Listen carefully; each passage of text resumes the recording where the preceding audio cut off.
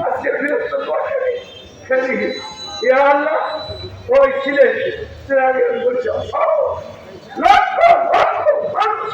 পানিতে ইয়া আল্লাহ বলছে কত করে বলছি ইয়া আল্লাহ থাকা আমিও সামান্য কিছু দিয়ে এখনই থাকি ওরা আল্লাহ সবাই মতো বসিয়েছিল যাবো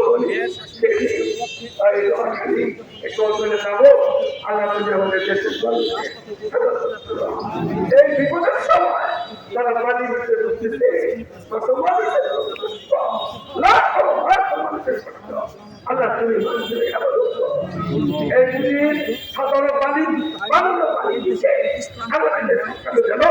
আগামীতে ভারতীয় উন্নয়নের দায়িত্ব করতে হবে